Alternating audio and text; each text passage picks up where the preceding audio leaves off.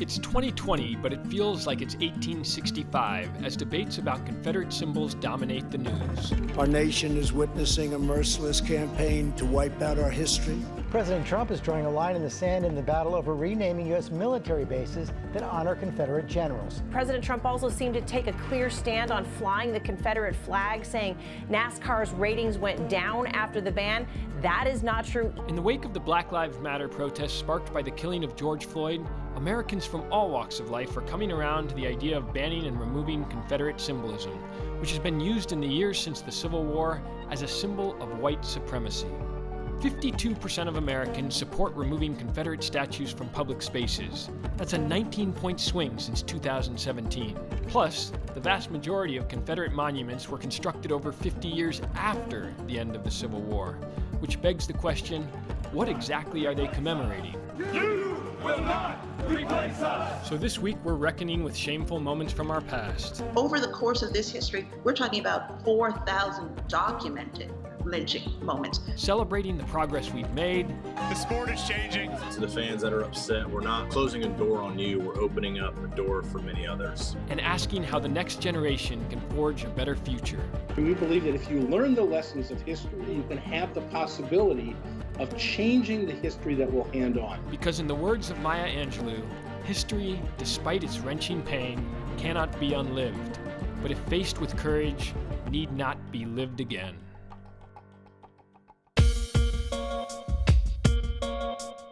The Civil War ended 150 years ago, and yet there are still Confederate monuments and symbols scattered across our country. So we're connecting with a man who made the journey from hate to love, from Klansmen to anti-racist, and it takes us back to where the show began. It's my job as an American citizen and as a U.S. soldier to fight Confederacy. This is Chris Buckley. I first met Chris in 2018 when we covered his story of transformation on one of the first episodes of More in Common. My name's Chris Buckley. I'm a former U.S. Army Sergeant, recovering drug addict, former KKK Imperial Nighthawk. Back then, Chris had just shed some pretty hateful and destructive beliefs. Homosexuality's wrong. Feminism is stupid. Whites stay with whites. You don't mix races. It was the friendship that he formed with a Syrian refugee turned med student, Haval Kelly, that set Chris on the path to renouncing hate. I realized that it was just a way for me to reach out and scream for help, and that's what hate is. It's a cry for help, and I'm just glad that somebody was there to hear my cry. How have you been? I've been good, man. Been real good. A lot of conversations happening in this country around Confederate symbols. What's your thinking from someone who used to hold those flags quite dear? Really weird to look back. I get into a really weird place where I'm like, oh wow, yeah, it's Southern heritage. We can't tear down their Southern pride. And then it's like, oh, they're wanting to tear down statues from the Civil War. That's history. That's learning. Okay, so most of those statues were placed well after the war's end by rich white landowners and prominent members in the government to kind of put a footprint or a thumbhold to say, even though we lost the war, you're not welcome here. So it's just a symbol of oppression and a very dark period in the United States history. How was it embraced within the KKK and within that group that you were once a part of? So in the KKK, they used that flag as a symbol of exactly what it was. Symbol of our superiority over inferior races to kind of keep them subjugated. It was definitely designed around slavery. The very first state to secede from the Union was Mississippi. And the very first reason they listed was because of slavery. They were very pro-slavery. That's the whole reason they went to war. So the people that are out there that are like, well, this flag is my heritage. You can't be an American and wave a Confederate flag. Confederacy is a symbol of oppression. It is all about hate. This is 2020 in the greatest country in the world. We've got to rise above this. We've really hurt and harmed the Black community in so many ways that I'm very excited to see the peaceful, nonviolent protesting and marching that's going on in the Black Lives Matter movement, because for so very long in this country, Black lives didn't matter as much as white lives. The message isn't about saying that their lives matter more. It's about saying that their lives should matter as much as every other life. And historically and consistently in the past, it hasn't. My biggest fear is that if we don't learn from the past, we have to relearn the lessons. And, you know, I think we're on the verge of bringing people to the table to talk about this. And we've got to put our differences at the door and come together and set the example for our children.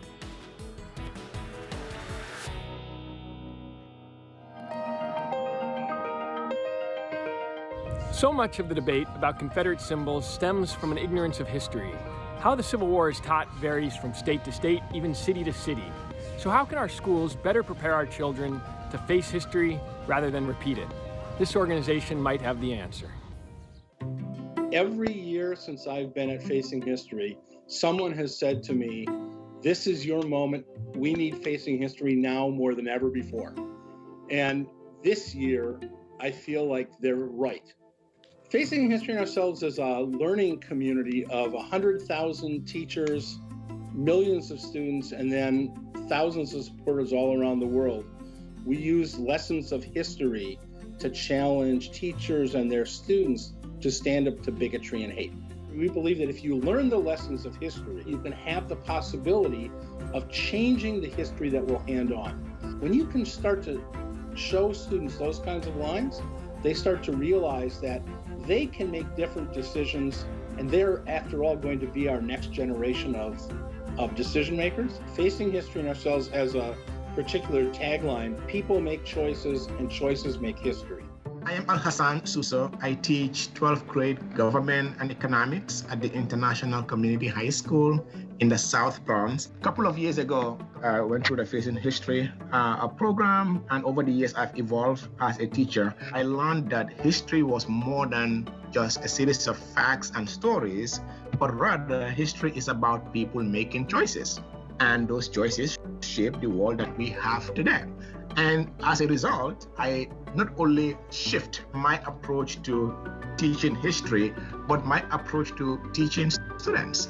So what Facing History does, it empowers teachers to teach history in a way that students can see history as choices rather than as remembering, as some of my students who said, remembering the old dead people. We're talking with students who are right at that point where they're forming their own moral compass and they're figuring out how they want to interact with the world.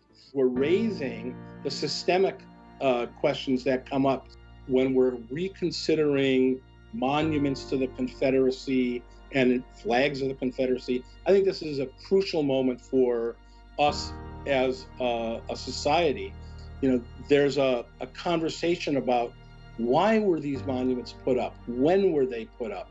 Whose values were being expressed in putting them up? And the best thing that teachers can do, I think, is to help students understand why people feel so strongly. But what is it like to have a racist ideology that's pushing forward society in a certain way? And how do you try to make a decision? How do you try to make a personal choice that runs counter to that? Students are in a position to learn that by turning back to those histories before they go off and look at our own world. The fight for racial equality and justice is being led in part by young people. So when we found out that a 19-year-old was leading the charge against a 1,000-foot-tall monument to the Confederacy, we had to find out more. Etched into a massive rock with a 5-mile circumference, Stone Mountain is the largest of Confederate monuments. These rock carvings in Georgia feature Confederate leaders: Jefferson Davis, Robert E. Lee, and Stonewall Jackson. 19-year-old Zoe Bambara has been one of the leaders of the protests against Stone Mountain. I decided to protest at Stone Mountain because of the history. So I invited a couple people I knew, and a lot of people didn't feel comfortable protesting at Stone Mountain, which is very understandable. And to know that at Stone Mountain, they still have Confederate rallies there. It's literally like, we call it the Shrine of White Supremacy. It was like pretty much the safe haven for the KKK. So I didn't get mad or anything like that, but I just talked to a few people like, how are you feeling? You know, how do you feel being here? And just talking to people. I can't fight for my community if I'm not talking to them. So it was right after the ATL for Us protests / riots, things like that. I want everybody to know we came here to be peaceful. We did not come out here and say we're going to riot, we're going to take it down, because this is our city. We're not going to destroy our city. Removing Confederate monuments is not about erasing the history, because we don't want to erase anything. Our thing is that having these monuments and having these things dedicated to these people is celebrating them. It's not necessary to have a whole bunch of people in one area. As people who want to be community organizers / activists, don't get so caught up in the numbers, because you can't fight for people that you're not listening to or talking to.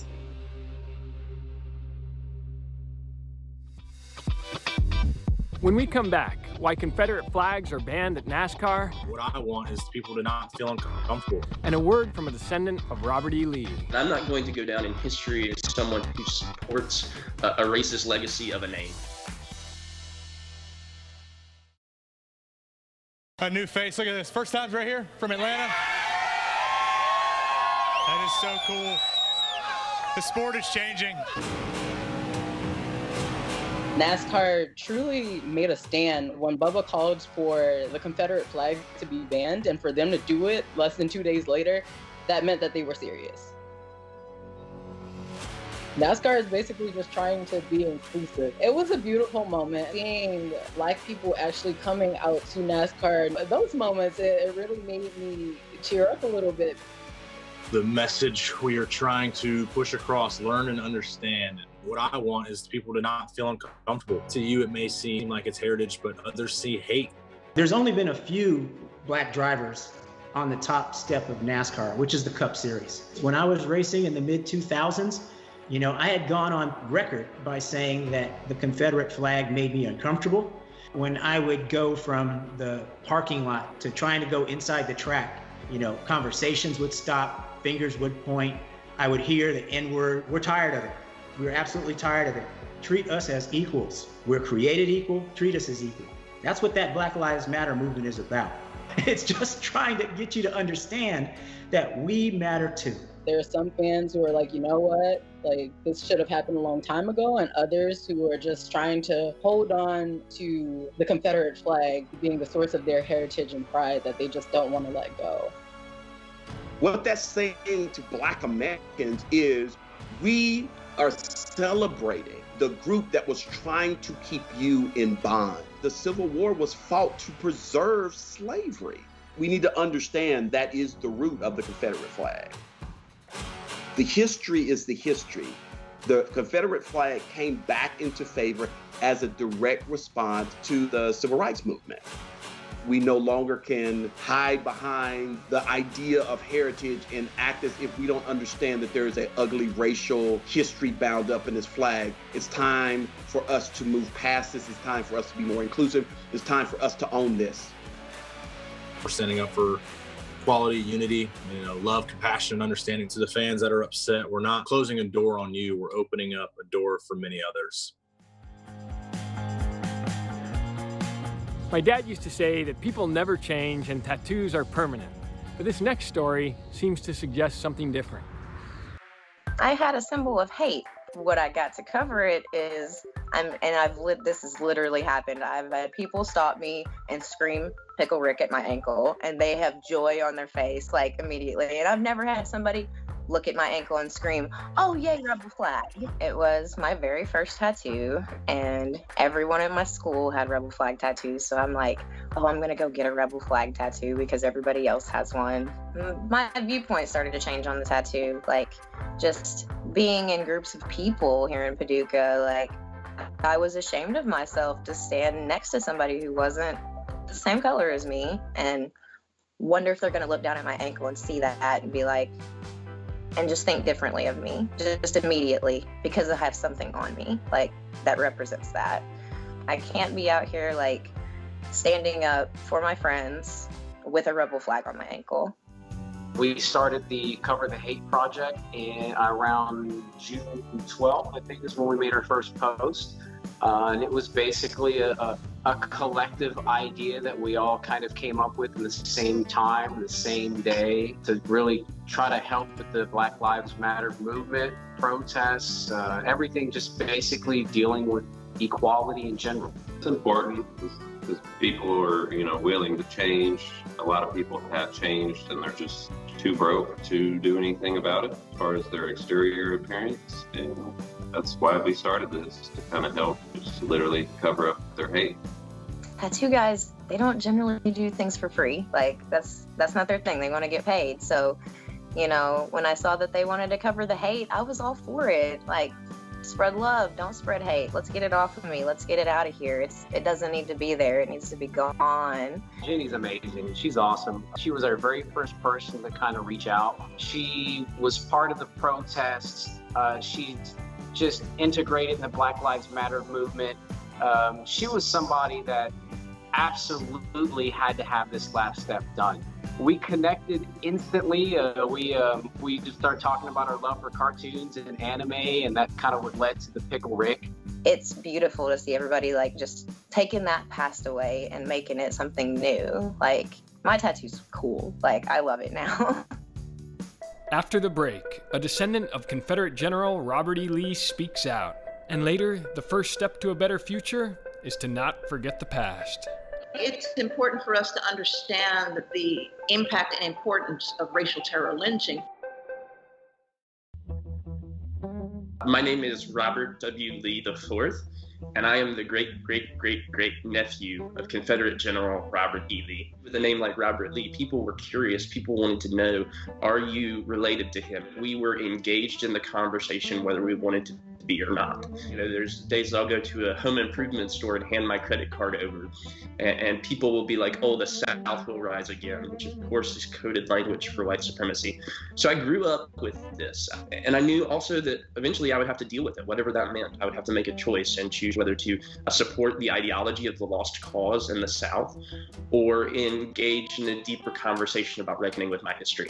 Being related to the person who has a statue that has been used not only in Richmond but in other places as a sign of the uplifting of white supremacy rhetoric and action, I could not sit idly by and allow people to use that, because that's ultimately not only Robert E. Lee's name, that's my name as well.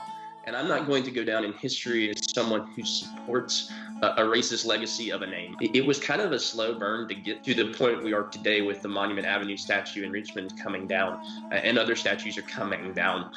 The moment that I had to really reckon with my name and the history of it was the murder of the Charleston Nine at Mother Emanuel. The killer had indeed idolized Robert E. Lee. On top of that, Charlottesville, of course, in 2017 led to a moment of again reckoning for our country, but reckoning for me. But with George Floyd's death, with Breonna Taylor's death, with Ahmaud Arbery's death, this kind of groundswell of we have to change something. And so for me, it's been kind of atoning for the past and talking about those things. I've written books, worked with leaders on, being a force of change instead of a force of the status quo. For those who might push back against this narrative that we need to talk about statues and remove them, I would ask them, what do they value in statues? Because I think our statues say a lot more about what we value than what we can learn. We can't just rest here, because there's plenty of statues left, and there's plenty of monuments that aren't made of stone. There's a myriad of issues that don't just stop when we take down the statues. Robert E. Lee enslaved people. He fought for the states' rights to enslave people. I mean, we just can't get around that.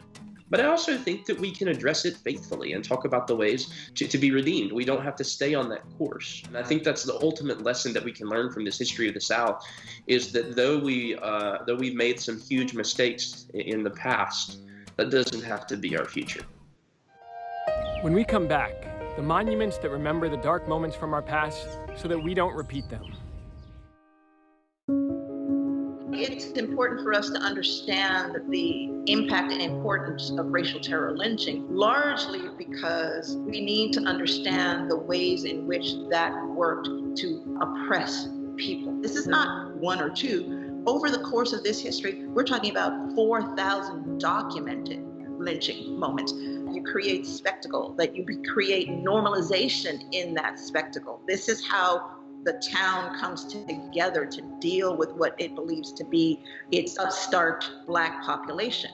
It also largely is accompanied by other spectacles of whiteness. By 1907 in Charlottesville, you're having the placement of the Confederate monument in front of the courthouse. And so all of these objects act as symbols and that are grounded in this very basic idea that your blackness is equal to death.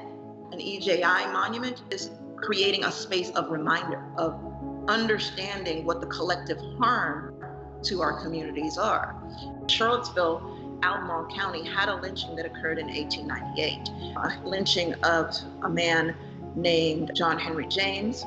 James was dragged from the train, allowed to pray for his life for 20 minutes. He was then hung and was riddled with bullets. That is the incident that led us to be participant in the program. The ceremony that we had, the marker was placed in front of the courthouse where James was removed from, largely to recognize the extra-legal role that lynching plays in the overall history of white supremacy. By placing our plaque in that site, we really disrupted that site in its real ways, because it's not just in front of a courthouse. The area in Charlottesville that we were standing in on that day, it's called Court Square. That space is not only the place where Jefferson, Madison, and Monroe used to walk around, but it's also the site where Charlottesville's slave auction block existed. And so being able to disrupt that narrative and insert into that narrative a truer rendition of place, a truer rendition of history, felt very much like we had accomplished a really important thing, a big thing, something that would be lasting. What an EJI monument does, it says we are willing to face our atrocity. We're not celebrating lost heroes, we're facing our atrocities. Confederate monuments are there to celebrate a history that is not heroic. The reason why the Community Remembrance Project works is because it says we as a community are willing to face this, and we as a community are willing to find a place to cite this object that is insignificant to our own history. And we as a community believe that putting this in our space suggests a kind of set of values. Thanks so much for watching our show today and remembering that we have more in common than we think.